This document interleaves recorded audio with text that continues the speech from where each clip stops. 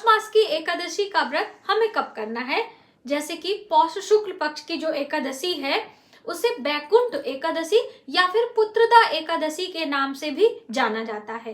दोस्तों, एकादशी का व्रत करने से हमारे पापों का विनाश होता है और पुण्यों की बढ़ोतरी होती है। हमने जो पूर्व जन्म में और इस जन्म में पाप कर्म जाने अनजाने में किया है उससे हमें मुक्ति मिलती है। इसलिए आपको वीडियो की शुरुआत में ही बता रहे हैं कि यदि आपने अभी तक एकादशी व्रत की शुरुआत नहीं करी है तो आप जरूर एकादशी व्रत करना प्रारंभ करें। इससे आपके पापों का विनाश होता है, इसमें कोई संदेह नहीं है। भगवान विष्णु की कृपा, माता लक्ष्मी की कृपा तो हमें मिलती ही मिलती है।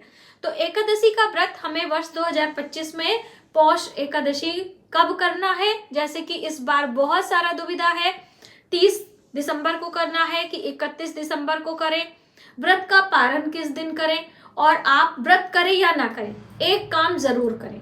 एकादशी व्रत पुण्य पाने के लिए पूजा अवश्य करें और एक अखंड दीप लगाएं। दोस्तों, एकादशी के दिन हम अपने घर में भगवान विष्णु और माता लक्ष्मी की पूजा अर्चना स्नान ध्यान करने के बाद करते हैं। पीले पुष्प, पीली मिठाइयों का भोग और भगवान विष्णु की पूजा और विष्णु सहस्त्र नाम का पाठ करते हैं।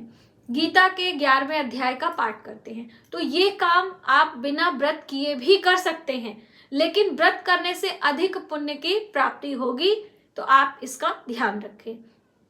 अब आइए जानते हैं कि व्रत किस दिन करेंगे। जैसा कि बहुत सारा कंफ्यूजन है, 30 को हम बात करें एकादशी तिथि की शुरुआत कब हो रही है, तो 30 दिसंबर को सुबह 7:51 से हमें एकादशी तिथि प्राप्त हो रही है। सुबह सूर्योदय के साथ में 10वीं तिथि है, उसके बाद 7:51 पर एकादशी प्रारंभ हो रही है।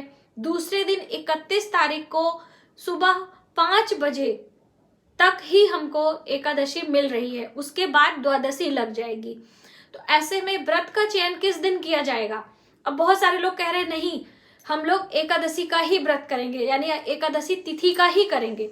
लेकिन जैसा कि एकादशी व्रत करने का नियम होता है, एक दिन पहले 10वीं तिथि का मान्य किया जाता है और एकादशी का व्रत किया जाता है और फिर द्वादशी में व्रत का पारण करते हैं, लेकिन हरिवासर छोड़कर। तो हरिवासर का जो समय है वह 31 दिसंबर को सुबह 5:01 से प्रारंभ हो रहा है और दोपहर तक है, लगभग 1:30 बजे तक मान के आप चलिए। तो आप पारण मान लीजिए, आप 30 दिसंबर का चयन कर रहे हैं, आपके एरिया आपके प्रांत में अगर 30 दिसंबर को व्रत का चयन किया जा रहा है तो आप पारण के समय ध्यान रखें, क्योंकि हरिवासर में पारण करना हमारे लिए शुभ का अर्थ होता है कि जो आपने एकादशी पर व्रत किया है, उपवास किया है, उसका पुण्यफल आपको नहीं मिलेगा। इसीलिए हरिवासर छोड़कर व्रत का पारण समय एक निश्चित बताया जाता है।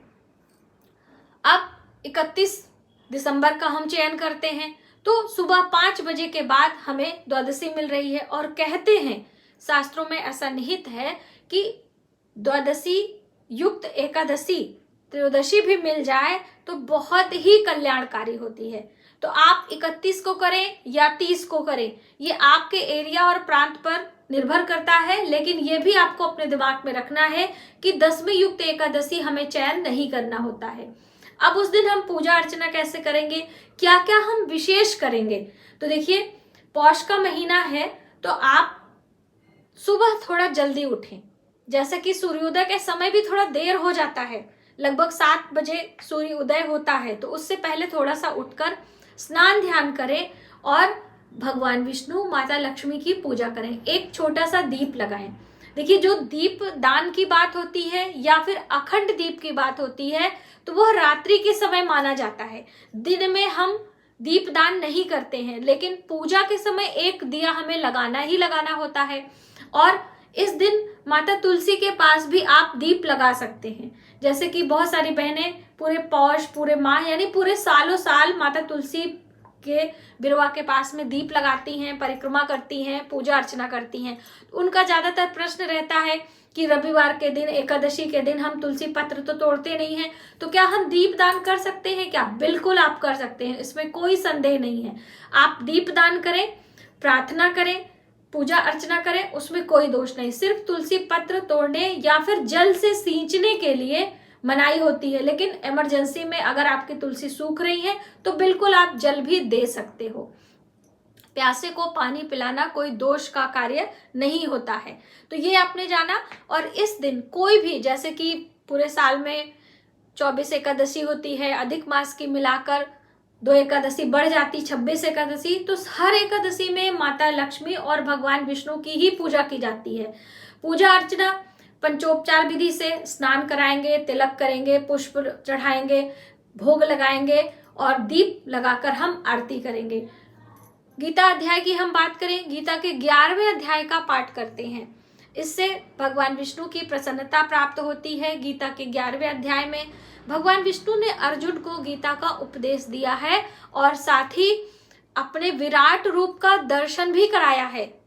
तो आप उसका पाठ करें। पितरों की प्रसन्नता के लिए आपको बता दूं कि गीता के 7वें अध्याय का पाठ किया जाता है।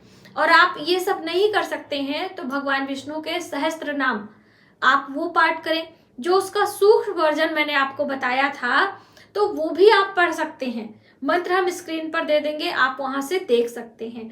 दोस्तों एक बार फिर से हम आपको बता दें कि व्रत का पारण हमें कब करना है। जो लोग 30 दिसंबर को कर रहे हैं वो लोग व्रत का पारण कब करेंगे, और जो लोग 31 दिसंबर को कर रहे हैं वो लोग पारण कब करेंगे।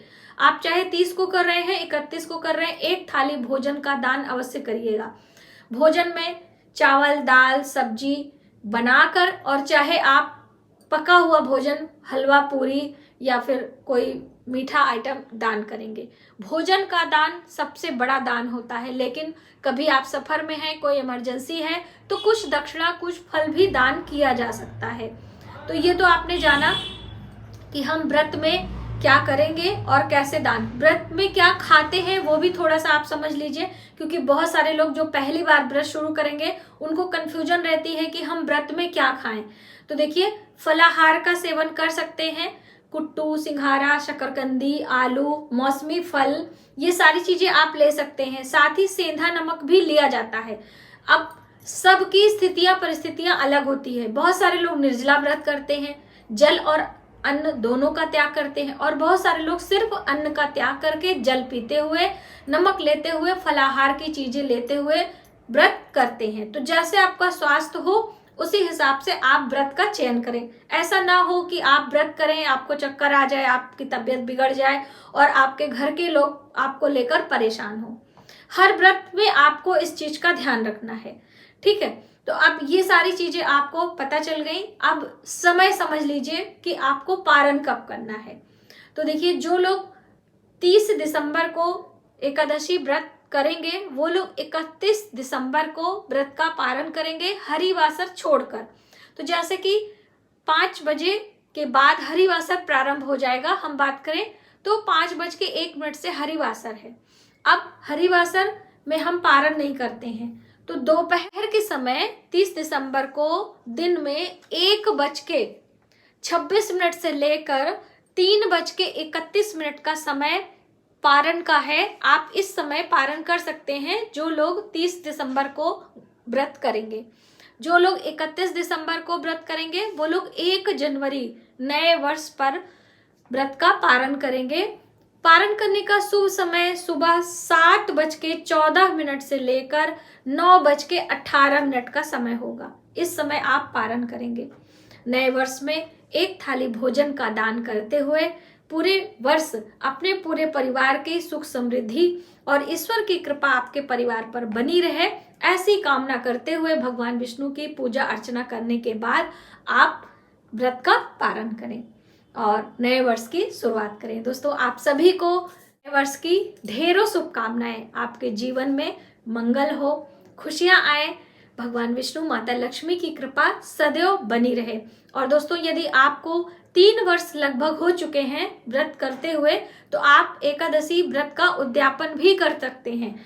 आने वाले पुरुषोत्तम मास में, जैसे कि पुरुषोत्तम मास हर तीसरे साल आता है, तो इस बार जून के महीने में, ज्येष्ठ के महीने में ये पुरुषोत्तम मास लग रहा है और उसमें आप उद्यापन करेंगे तो एकादशी व्रत का पुण्य आपका अधिक हो जाएगा। ये मैं इसी वीडियो में आपको बता दे रही हूँ, क्योंकि आने वाले समय में भी हम आपको जानकारी समय समय पर देते रहेंगे। तो मुझे उम्मीद है कि एकादशी व्रत की जो कंफ्यूजन है वो दूर होगी और आप नियम के अनुसार व्रत करेंगे, पारण करेंगे और भगवान विष्णु, माता लक्ष्मी की कृपा प्राप्त करेंगे। आज के वीडियो में बस इतना ही।